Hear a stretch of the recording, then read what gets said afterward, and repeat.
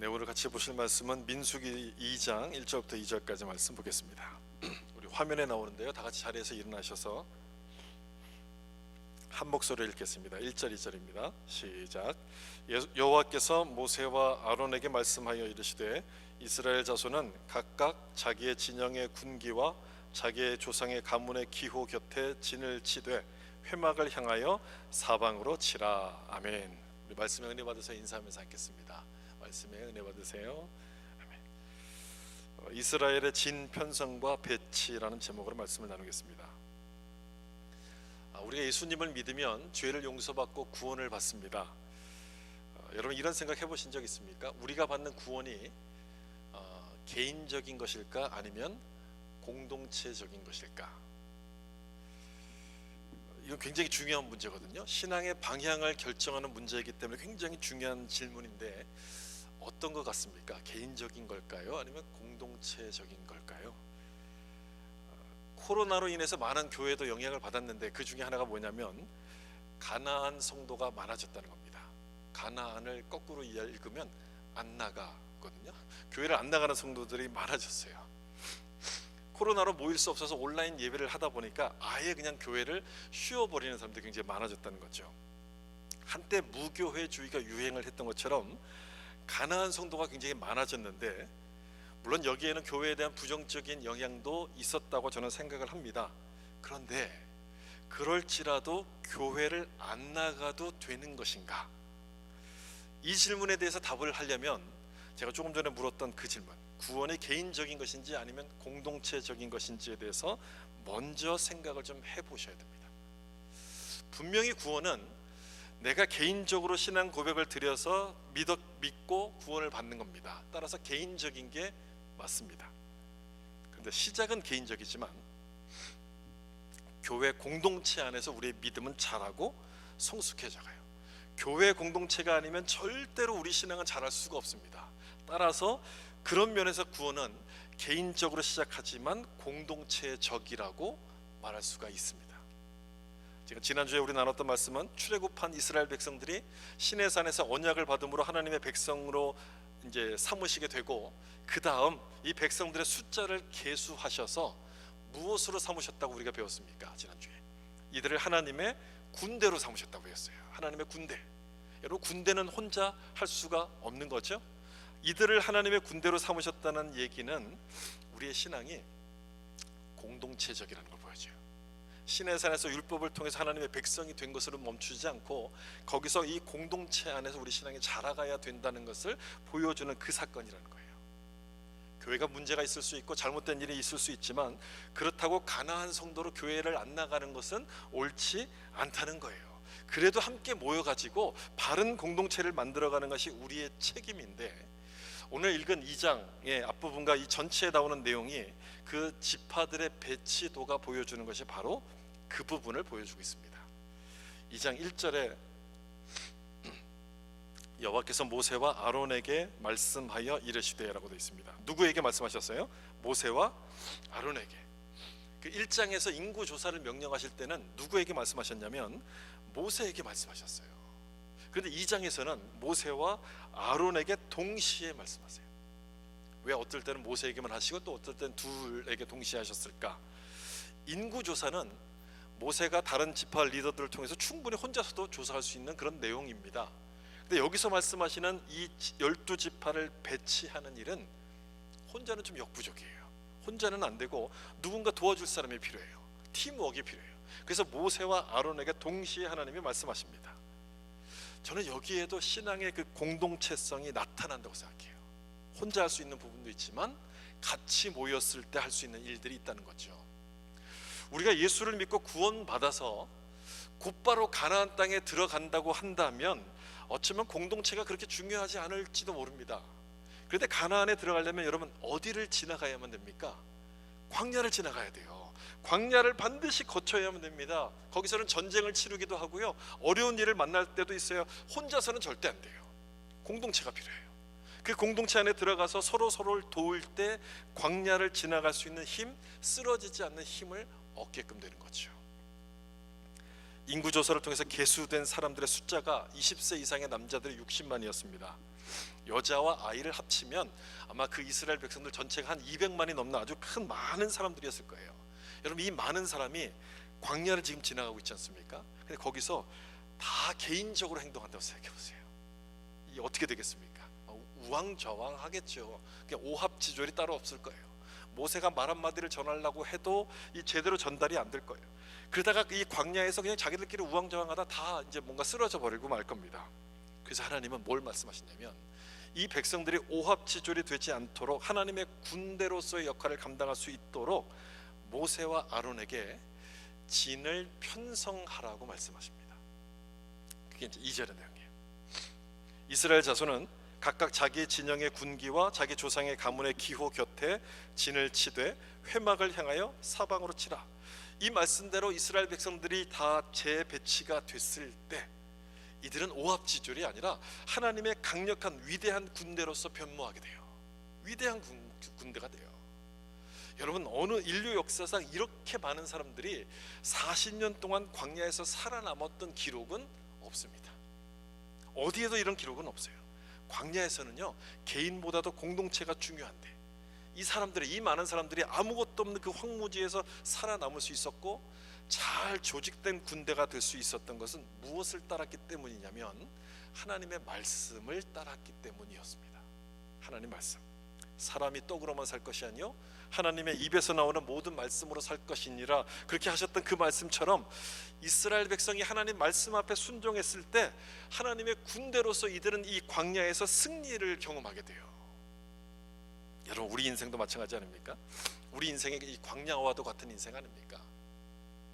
그렇다면 우리가 이 광야 같은 인생을 살아감에 있어서 가장 중요한 게 뭐겠습니까? 우리 가운데 이들처럼 하나님의 말씀인 거예요. 하나님의 말씀이 광야에서 살아남고 이길 수 있는 그 길임을 오늘 본문이 우리 가운데 보여주는데, 어떻게 이 말씀이 우리를 이기게 하는 것인가?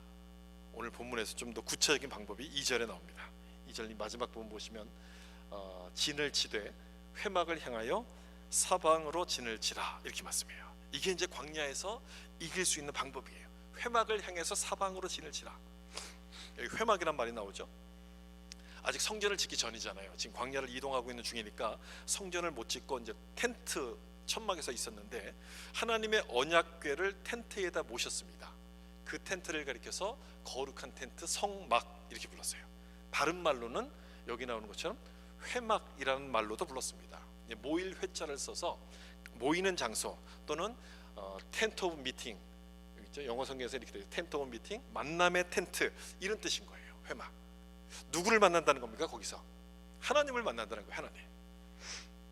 그리고 백성들도 텐트를 치고 이제 광야에서 이제 살았는데 백성들이 친 텐트를 영어에서는 캠프라고 부르고요. 여기 나오죠, 캠프. 그리고 한글 성경에서는 진이라고 번역을 했습니다. 진 또는 진영. 그 진의 배치를 2절에서 지금 설명하고 있는 거예요. 회막을 향하여 사방으로 치라. 동서남북으로 이 진을 딱 이렇게 치라고 하는 그 말씀인데, 그렇게 진을 치면 어느 곳에 있든지 간에 뭐가 보이겠습니까? 회막이 보여요. 중간에 있으니까 회막. 그런데 이 장소를 성막이라고 하지 않고 회막이라고 불러요. 여기서 이 상황에서 회막이라고 하는 것을 여러분 잘 보셔야 돼요. 회막이라는 단어에 있어서 중요한 것은요, 만남이거든요. 만남. 그러니까 이스라엘 백성들은 동서남북 어디에 있든지 누구를 만나야 된다는 뜻이 되는 겁니까? 하나님을 만나야 된다는 뜻인 거예요. 다시 말하면 하나님 중심의 삶을 살아야 될 것을 지금 시각적인 배치를 통해서 보여주시는 거예요. 2절에서 이렇게 진을 치라고 말씀하신 다음에 3절 이하에 누구는 어느 쪽 누구는 어느 쪽 이렇게 다 배치하는 말씀이 나오는데, 그렇게 보면 우리가 헷갈리니까 그림으로 보면 이렇게 딱 됩니다. 이스라엘 백성들이 12지파잖아요. 12지파를 동서남북 네 군데로 나누면 몇 개씩 묶을 수 있습니까? 딱 3개씩 묶을 수 있어요. 하나님 참 정확하지 않습니까? 11지파도 아니고 10지파면 어떻게 할 뻔했어요. 이게 안 되잖아요. 딱 12개가 딱 맞게끔 돼요. 동서남북으로. 근데 어디가 앞이냐면 이 동쪽의 선두입니다. 동쪽이. 그 해가 이제 동쪽에서 떠오르는 것처럼 그 선지자들을 통해서 하나님께서 메시아가 오실 때 동쪽 문으로 통해서 들어오신다, 이렇게 말씀하셨어요. 그래서 성전에는 문이 어느 쪽에 있냐면 동쪽에 있어요. 동쪽에 이렇게 앞이야. 이제 선두가 되는 거예요. 동쪽에는 3지파가 있어요. 유다, 이사갈, 스불론. 이 중에서 유다 지파가 이제 그 리더 역할을 하고요. 남쪽에는 르우벤, 갓, 시몬이 있는데 르우벤 지파가 리더가 돼요. 이제 서쪽에는 이게 잘 안 보이는데 에브라임인가요? 에브라임, 스불론 므낫세 지파가 있는데 에브라임 지파가 이제 리더가 되고, 북쪽에는 단, 아셀, 납달리가 있는데 단 지파가 리더가 돼요. 이렇게 세 지파씩 동서남북으로 이렇게 딱 돼 있습니다. 여러분, 이 그림을 드론을 딱 띄워서 위에서 지금 딱 보는 거잖아요. 이렇게 보면 뭘 강조하는지가 단번에 딱 드러나지 않습니까? 뭘 강조하는 것 같아요? 누굴 중심으로 살아야 된다, 하나님 중심의 삶을 살길 원하신다는 것을 딱 보여주는 그림이에요. 누가요? 어떤 사람들이? 이스라엘 백성들이. 예수를 믿고 구원받은 사람들은 이렇게 하나님 중심의 삶을 살아야 된다는 것, 그래야지 광야에서 승리한다는 것을 보여주는 배치도예요. 이 그림을 보면 많은 것들을 생각할 수 있는데, 우선 각자의 위치가 딱 정해져 있습니다. 각각의 위치가 딱 있어요. 그 위치는 누가 정해주셨어요? 하나님이 정해주셨어요. 하나님이 정한 위치에 있어요. 이쪽이 제일 앞이잖아요. 제일 앞에 서 있으면 전쟁을 제일 많이 치러야 되거든요. 나는 여기 있다가 전쟁 치르면 죽을 수도 있으니까 앞이 싫어요. 뒤가 좋습니다. 뒤로 가면 되겠습니까? 안 되겠습니까? 안 되는 거예요. 뒤로 갈 수가 없어요. 그 자리가 싫어도 하나님이 딱 정하신 자리이기 때문에 그 위치에 있어야 돼요. 운동 경기에 있어서 가장 중요한 것은 뭐냐면 위치의 선정입니다. 이 축구 스타 메시가 골을 많이 넣는 것은요, 물론 실력도 뛰어난 거 있지만 위치 선정을 아주 잘하기 때문에 그래요. 공이 오는 지점을 딱 정확하게 알고 거기 딱 서 있는 거예요. 엉뚱한 곳에 서 있으면요, 제 아무리 메시라 할지라도 골을 넣을 수가 없어요. 위치 선정이 아주 중요한데, 바로 그걸 보여주는 말씀이에요. 우리 삶도 마찬가지란 거예요. 하나님이 말씀하신 그곳에 서 있는 것이 정말 중요하다는 거예요. 그래서 하나님이 사용하시는 군대가 되는 것이고, 싸움에서 이기는 사람들이 되는 건데, 내가 좋아하는 곳에 서 있으면 아무것도 안 돼요. 이 앞자리 싫어요. 뒤에 앉을래요. 동쪽은 싫어요. 저 서쪽에 있을래요. 그러면 아무것도 안 돼요. 하나님은 니느웨로 가라고 말씀하시는데, 니느웨 싫습니다, 저는 다시스로 가겠습니다 라고 이야기하면 아무것도 할 수 없어요. 위치 선정이 정말 중요한데, 우리도 잘 알잖아요, 여러분. 하나님이 말씀하신 곳에 서 있어야 되는데 잘 아는데 이게 잘 안 돼요. 이게 생각만큼 잘 안 됩니다. 오늘도 예배드리러 오셨잖아요. 예배드리러 왔는데 예배당 앞자리보다 어느 자리가 더 편하신가요? 뒷자리가 더 편하잖아요. 이 앞하고 멀면 멀수록 좀 더 편안한 느낌들이 좀 이렇게 들지 않습니까? 앞자리가 좋은 걸 알지만 뒷자리부터 이게 나도 모르게 앉게끔 돼요. 이게 잘 안 되는 거예요. 알지만 안 돼요.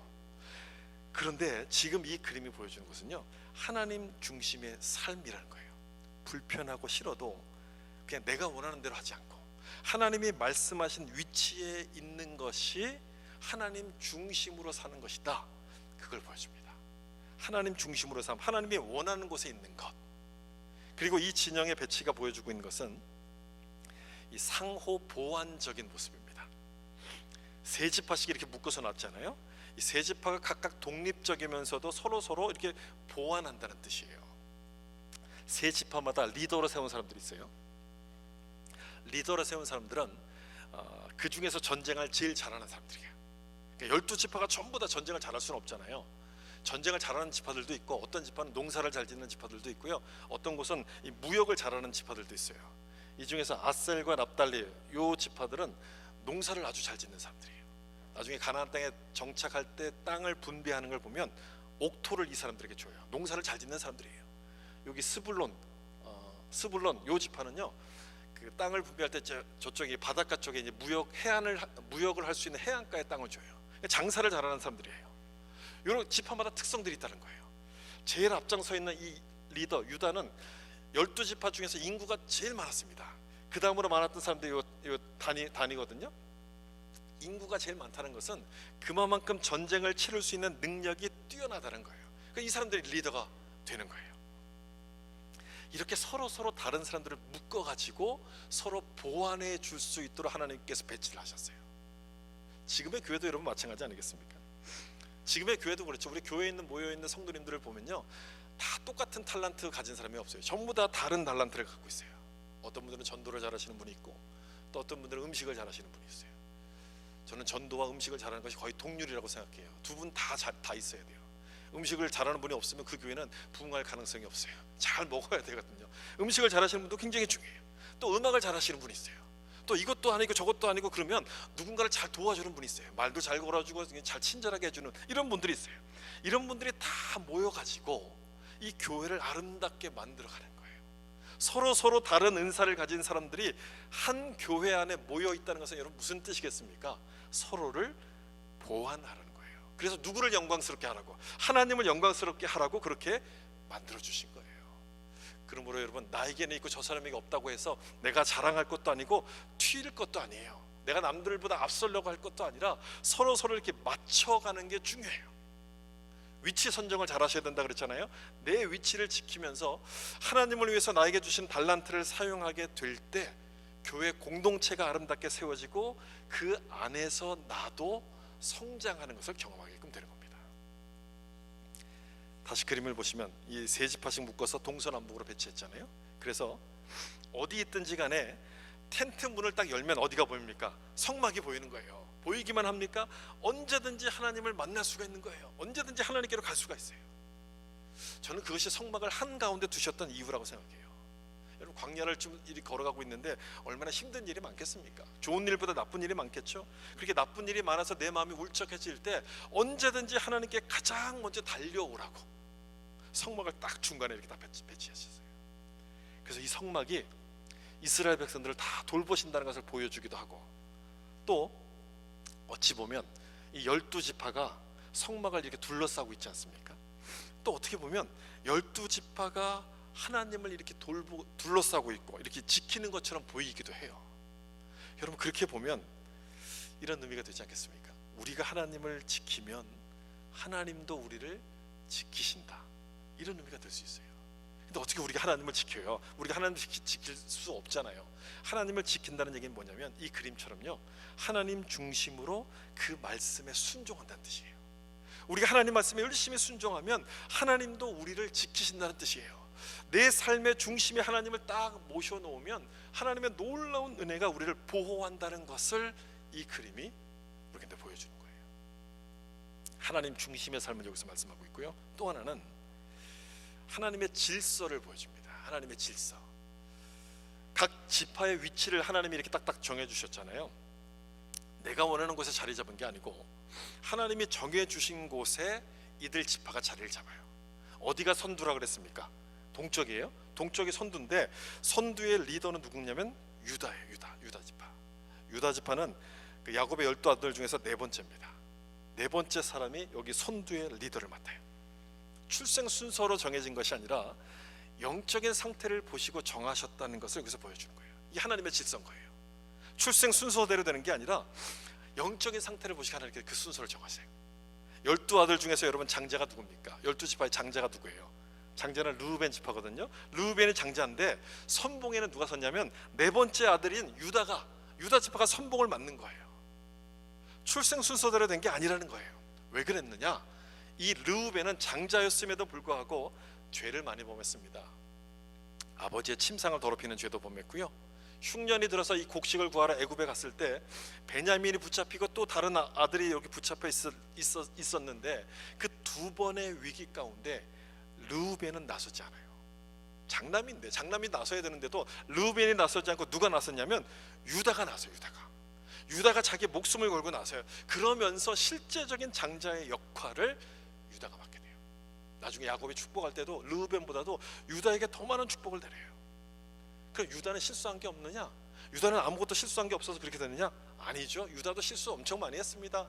많은 실수를 범했습니다. 그런데 실수는 똑같이 했지만 어려움이 닥칠 때마다 앞장을 서서 헌신하려고 하다 보니까 실제적인 장자의 역할을 유다가 맡게끔 되는 거예요.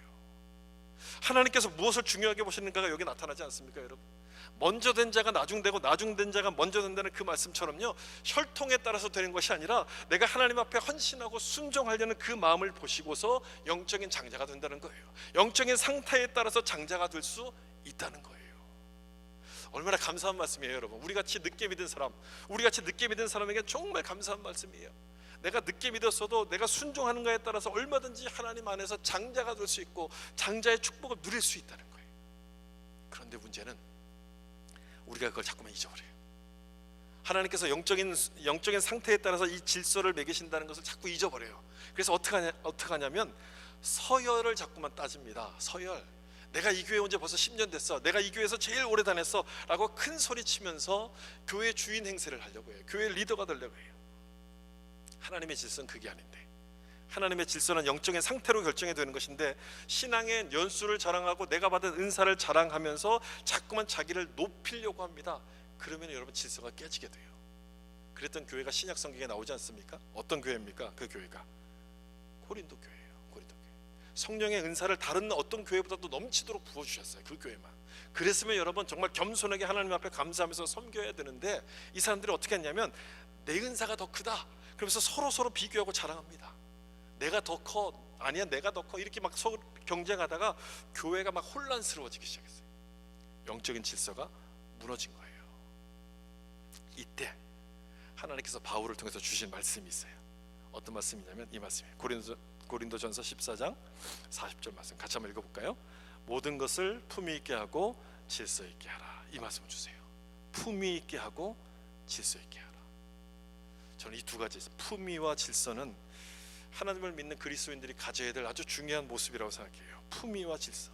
우리가 하는 일에 품위를 지키고 하나님의 질서를 잘 지켜서 한다면 교회는 이 세상으로부터 손가락질 받을 이유가 없을 거예요.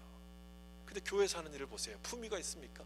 질서가 있습니까? 없어요. 목소리 큰 사람이 이겨요. 그냥 뭐 이게 여러 가지 힘이 센 사람들이 이기는 거예요. 교회를 자기 개인 사업처럼 생각해서 아들에게 물려주려고 온갖 편법을 동원하고 온갖 없는 법들을 막 만들고 하다 보니까 그런 교회 안에, 그런 교회의 모습에서 어떻게 품위를 느낍니까 여러분? 어떻게 질서가 느껴집니까? 안 되는 거죠. 나를 드러내고 나를 인정받으려고 하는 순간 하나님의 질서는 무너져요. 교회의 품위가 손상된다는 것을 여러분 기억하셔야 돼요. 삶의 질서가 무너지면 모든 것들이 다 무너지는 것처럼 영적인 질서가 무너지면 교회도 무너진다는 것을 기억하시고, 나의 섬김이, 나의 봉사가 정말 하나님의 질서를 따라서 이루어지는 아름다운 모습이어야 되는 겁니다. 그리고 이 진영의 배치 가운데서 흥미로운 것은요, 레위 지파의 배치예요. 다시 배치도를 좀 보시면, 이 햇빛이 비쳐서 잘 안 보실 텐데 여기 보시면 이스라엘 진영들과 하나님 성막 사이에 레위인들이 배치가 딱 되어 있습니다. 제일 앞쪽엔 동쪽에는 모세와 제사장들이 자리를 잡고요. 그 다음 세 곳은 레위의 아들이 3명 있었는데 그 아들들을 중심으로 이렇게 하나씩 있어요. 남쪽은 고라 자손, 이 서쪽은 게르손 자손, 북쪽은 무라리 자손들이 자리를 딱 잡고 있습니다. 이스라엘 백성들은 하나님을 중심으로 살아야 되는 것이니까 언제나 하나님과 가까워져야 돼요. 하나님과 멀어지면 안 돼요. 그런데 너무 가까워도 안 돼요. 이게 굉장히 이상한 부분이죠. 하나님으로부터 멀어지면 안 되는데 또 너무 가까우면 안 돼요. 하나님은 거룩하신 분이기 때문에 이들의 죄로 인해서 결국 심판을 받을 수도 있기 때문에 너무 가까워도 안 돼요. 그래서 중간에 누굴 세운 거예요? 레위인들을 중간에 세운 거예요. 저 레위인들을 통해서 이스라엘 백성과 하나님 사이에 완충 역할을 하게 한 거예요. 그 역할 때문에 레위인들만큼은 성막에 가까이 오도록 하나님께서 허락을 해주신 거예요. 우리가 지난주에 레위인에 대해서 설명하면서 이 레위인들은 계수에서 빼라고 이렇게 이게 하나님 말씀하셨다고 우리가 읽었잖아요. 그때 읽었던 말씀이 민수기 1장 53절인데 여기 보시면 레위인은 증거의 성막 사방에 진을 쳐서 이스라엘 자손의 회중에게 진노가 임하지 않게 할 것이라. 이제 이 말씀의 의미가 뭔지 이해가 되시죠? 성막 사방에다 진을 쳐서 이스라엘 자손의 회중에게 진노가 임하지 않게 할 것이라. 레위인은 증거의 성막에 대한 책임을 지킬지니라 하셨습니다. 이 그림이 딱 그걸 설명하는 말씀이에요. 레위인들이 성막 주변에 딱 진을 쳐가지고 잠자다가 아무 생각 없이 성막 근처로 막 걸어가다가 이 사람이 죽임을 당하지 않도록 보호하는 거예요. 딱 막아주는 완충 역할, 중재 역할로 여기서 하는 거예요. 레위인들이 성막을 딱 둘러싸고 있음으로써 하나님의 거룩을 보호합니다. 훼손되지 않도록. 그리고 또 누구를 보호하는 겁니까? 백성들을 보호하는 거예요. 백성들을 보호함과 동시에 하나님의 거룩을 보호해요. 이스라엘 백성들을 위한 중보의 역할을 이 레위인들이 맡게 된 건데, 여러분 나중에 이 역할을 누가 감당하십니까? 죄인인 우리와 하나님 사이에서 심판받지 않도록 중재 역할을 하신 분이 누구예요? 예수님이 이 역할을 감당하시는 거예요. 예수님. 따라서 예수님만이 우리 구원을 이루는 유일한 길이에요. 예수님 외에는 하나님께 나아갈 길이 없는 것이고 우리 죄를 용서받을 수 있는 방법이 없다는 것을 이 그림을 통해서 우리가 확인시켜 주신 거예요. 그리고 이스라엘의 진영 배치에서 중요한 것은요, 정착을 위한 배치가 아니고요, 이 그림은 전진을 위한 배치였다는 거예요. 정착을 위한 것이 아닌 전진을 위한 배치. 다시 말하면 행진하기에 용이한 구조로 배치를 하셨다는 건데, 이 굉장히 중요한 부분이라 생각해요. 행진하기에 용이한 구조. 정착했을 때는 이렇게 동서남북으로 진을 치다가 행진을 할 때는 어떻게 되냐면 이렇게 돼요. 이 그림이 이제 성경에는 다 말로 써 있으니까 말로 읽으면 이게 잘 이해가 안 되는데, 그림으로 보면 이렇게 딱 나타나죠. 행진을 할 때 이렇게 돼요. 가장 앞에 뭐가 앞섰냐면 레위인들이 메고 있는 언약궤가 제일 앞에 섭니다. 그러면 그 다음으로 선봉대에 섰던 것이 유다를 중심으로 해서 세 지파가 서고요. 그 다음은 게르손 자손이 나머지 성막을 이렇게 다 정리해서 메고 그 뒤를 따라요. 그 뒤에 르우벤 지파와 또 나머지 지파들이 따라오고, 그 뒤에는 성막 안에 들어있는 기구들, 그것들을 다 싸가지고 이 고핫 자손이 그 뒤를 따라가요. 그럼 그 뒤에 이 에브라임 자손이 따라오고, 그 다음에 단 지파가 가장 마지막 후미에 섭니다. 유다 지파가 숫자가 제일 많았으니까 앞에 선봉을 쓰고, 그 다음으로 숫자가 많았던 사람이 단 지파예요. 단 지파들이 뒤에서 쫓아오는 적들과 싸우기 위해서 뒤를 또 지키게끔 돼요. 여러분, 이 그림을 딱 보면, 이렇게 행진하라고 말씀하시는 내용을 딱 보면 무엇을 따라가야 될지를 아주 분명하게 보여주시죠. 이 앞에가 무엇입니까? 언약궤예요. 하나님의 언약궤를 따라가야 될 것을 정확하게 보여주세요, 이 그림에서. 그리고 정착할 때는 역순으로 정착합니다. 쭉 가다가 언약궤가 진행하면 다 따라가요. 그러다가 언약궤가 딱 멈추면 거기에 이제 자리를 잡는 거예요. 언약궤가 딱 멈추면 거기에 서쪽에 먼저 유다 지파와 이 사람들이 자리를 잡아요. 이 사람들이 자리 잡는 동안에 성막에 도착하겠죠. 그럼 언약궤 위에다 이제 성막을 치기 시작해요. 그래서 성막을 치는 동안에 이 르우벤 지파 사람들이 오겠죠. 자리를 잡겠죠. 그 동안에 성막 기구를 메고 있는 고핫 자손들이 오면 성막이 쳐진 그 안에다 성막 기구들을 다 집어넣어요. 차곡차곡. 그 동안에 에브라임 지파가 오고 단 지파가 와서 동서남북으로 딱 진영을 맞추게 돼요. 여러분, 질서정연하지 않습니까? 아주 조직적이지 않아요? 놀라울 정도로 참 모든 게 다 잘 맞춰져 있어요. 이렇게 하나님께서 삶의 중심에 딱 계시면 모든 게 질서대로 움직여요. 품위가 있어요.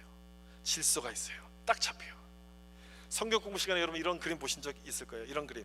예수님께서 우리 마음의 중심에 딱 계시면 질서가 딱 잡혀요. 모든 것들이 흐트러짐이 없이 딱 질서가 딱 잡혀요. 여러분, 얼마나 품이 있어 보입니까? 안정적으로 보이지 않습니까? 그런데 예수님이 안 계시고 내가 있으면, 예수님이 저 바깥으로 밀려나면 질서가 없어져요. 혼란스럽기 시작해요. 모든 것들이 다 망가져요. 우리 새벽기도 하시는 분들이 늘 그런 얘기를 많이 해요. 새벽기도를 안 하니까 이 하루 아침에 모든 시간들이 다 흐트러진다고. 새벽기도를 딱 하면 모두 하루의 질서가 딱 잡히는데, 이걸 안 하니까 질서가 흐트러진다는 그런 얘기 많이 하는데, 그거 똑같은 얘기예요. 예수님이 중심에 안 계시면 모든 질서가 흐트러지는데, 그 중심을 예수님이 딱 잡아주시면 질서를 찾아가면서 하나님을 위한 강력한 군대가 만들어지는 거예요.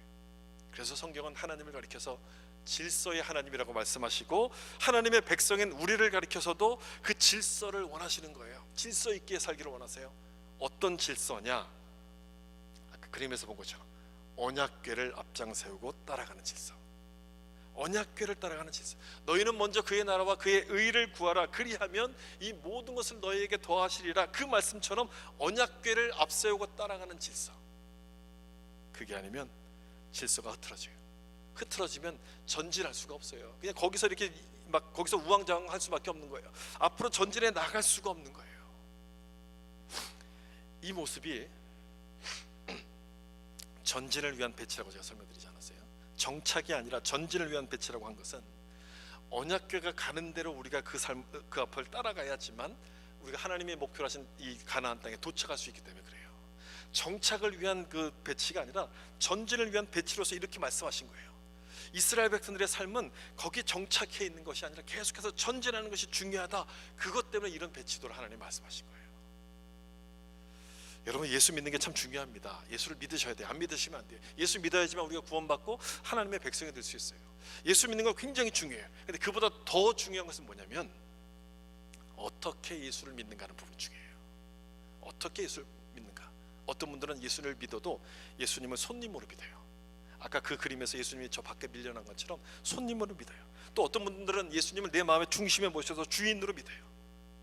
어떻게 믿는가가 굉장히 중요한 거예요. 나는 예수를 믿는다 해서 끝나지 않고요, 내가 예수를 어떻게 믿는가를 정확하게 여러분 확인하실 필요가 있어요. 내 삶의 주인으로서 예수님을 믿고 순종하게 되면 모든 것들의 질서가 잡히고 순조롭게 이루어지기 시작하는 거예요. 출애굽한 이스라엘 백성들에게 하나님께서 약속하신 땅은 가나안 땅이었어요. 가나안 땅이 목표였기 때문에 힘들다고 그냥 거기에 주저앉을 수 없어요. 거기까지 못 가겠어, 그냥 여기서 우리 정착하고 살자, 이렇게 하면 안 돼요. 가나안 땅까지 계속해서 전진해야 되는데, 그것 때문에 하나님은 언약궤를 앞장 세우셔서 이들로 하여금 이렇게 따라오도록 만드시는 거예요. 언약궤가 가는 대로 따라와라. 어디로 가야 될지 모르니까 광야 가운데서 방향을 잡아주셔서 따라오도록 그렇게 만드세요. 이 말씀을 좀 보세요. 민수기 2장 34절 말씀인데, 이스라엘 자손이 여호와께서 모세에게 명령하신 대로 다 준행하여 각기 종족과 조상의 가문에 따르며 자기들의 길을 따라 진치기도 하며 행진하기도 하였더라. 진을 칠 때도 있었고요, 그 다음에 행진할 때도 있었어요. 이 행진이란 단어가 한글은 행진으로 되어 있는데 영어 성경에 보시면 뭐라고 되어 있냐면요, set out이라고 되어 있어요. set out. 셋업은 뭡니까? 이 텐트를 막 이렇게 세우는 거, 진을 치는 게 셋업 아니겠습니까? 그러면 set out은요, 그때 진 칠 때 꽂아놨던 기둥을 다시 뽑는 거예요. set out이에요. 이게 왜 뽑습니까? 행진해야 되니까, 전진해야 되니까, 거기 머물러 있으면 안 되니까. 광야는 머물러 있을 곳이 아니라 지나가야만 되는 곳이기 때문에 set out 이렇게 말하는 거예요. set out. 약속의 땅이 가나안까지 가야만 되는 것이기 때문에 이스라엘 백성들은요, 계속해서 전진해야 되는 거예요. 계속. 따라서 이 그림이 보여주고 있는 것은 정착을 위한 그림이 아니라 전진을 위한 배치도를 보여주는 거예요. 전진을 위한 배치. 예수를 믿었고 구원받았으니까 이제는 다 됐다, 나는 하나님의 백성이 됐으니까 다 됐다가 아니라 가나안에 도착하는 그날까지는 앞에 계신 주님을 바라보면서 끝까지 전진해야 된다는 거예요. 거기에 머물러 있으면 안 되고 전진하는 삶을 살아야 된다는 것을 보여주는 말씀이에요. 저는 굉장히 중요한 말씀이라고 생각해요. 이게 굉장히 중요해요. 왜냐하면요, 이 세상은요, 우리를 자꾸만 여기에 정착하도록 만들어요. 세상은 자꾸만 우리를 그렇게 유혹해요. 여기가 좋사오니, 그 정도 믿었으면 됐어, 충분해, 그 정도 일주일에 한 번씩 예배 드렸으면 된 거야, 그냥 그렇게만 믿어, 이렇게 자꾸만 우리 그렇게 유혹해요. 여기 셋업하고 여기 정착하라고 우리를 자꾸만 유혹하는데 아니죠. 아까 보신 말씀처럼 set out 하라고 되어 있어요.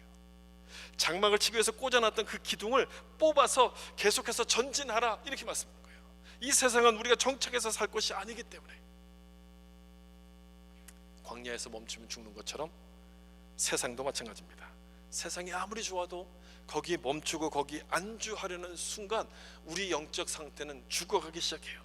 이곳이 아무리 좋아도 여러분, 이곳은 세상이고 광야라는 사실을 잊어버리시면 안 돼요. 우리가 평생 여기 살 것 같잖아요. 아니에요. 하나님이 부르시면 우리는 언제든지 가야 돼요. 이곳에 안주하려고 하지 마시고, 세상에 안주하려고 하지 마시고, 또 안 된다고 불평하지도 마시고, 잘 된다고 우리가 여기 머물려고 하지 마시고, 앞서가시는 하나님을 바라보면서 그 하나님을 따라서 묵묵히 전진하셔야 돼요. 묵묵히. 쉽겠습니까? 쉽지 않죠. 저도 잘 알아요. 쉽지 않아요. 이건 정말 쉽지 않아요. 힘들어요. 어려워요. 여러분, 셋업하는 것도 힘든데 셋업한 것을 다시 풀러가지고 다시 그 기둥을 뽑아서 가는 게 이게 쉽겠습니까? 쉽지가 않아요. 쉽지가 않기 때문에 힘드니까 혼자가 아니라 공동체를 우리에게 주신 거예요. 공동체. 서로 도우라고. 혼자 하면 힘드니까 서로 도와서 하시라고 이렇게 공동체를 주셨어요. 그래서 여러분, 신앙은요, 개인적인 것이기도 하지만 동시에 공동체적인 거예요. 광야의 힘든 길을 가다가 우리가 그냥 포기하지 말라고, 멈추지 말라고 함께 할 수 있는 신앙의 동지들을 이렇게 붙여주시는 거예요. 함께 서로를 도우라고, 함께 가도록 그렇게 만들어주시는 거예요. 그래서 여러분, 교회는 굉장히 중요한 겁니다. 우리 1시에 예배를 드리다 보니까 햇빛이 나와서 좀 비추어서 힘들지만 그래도 여러분, 예배 나오는 것은 굉장히 중요한 거예요. 교회는 굉장히 중요해요.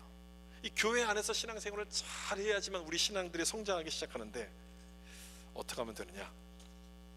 아까 오늘 본문이 말씀하고 있는 것처럼 하나님을 중심으로 12지파가 동서남북으로 배치되어서 하나님을 바라봤던 것처럼 우리도 역시 그렇게 해야 되는 거예요.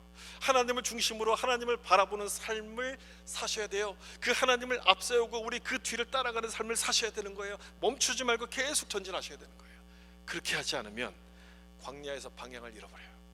이 세상 속에서 세상에 좋아서 세상의 유혹 가운데 우리 휩쓸려 살다 방향을 잃어버려요. 헤매기 시작합니다. 그냥 세상에 파묻혀서 우리 영혼이 죽어가기 시작해요. 계속 전진을 하려면 하나님 중심으로 하나님을 바라보면서 살아가야 되는데, 우리 사랑하는 성도 여러분, 그렇게 하셔서 이스라엘 백성들의 광야에서 승리한 것처럼 광야 같은 인생 가운데 승리하시는 여러분들이 다 될 수 있기를 예수님의 이름으로 축원합니다. 기도하겠습니다.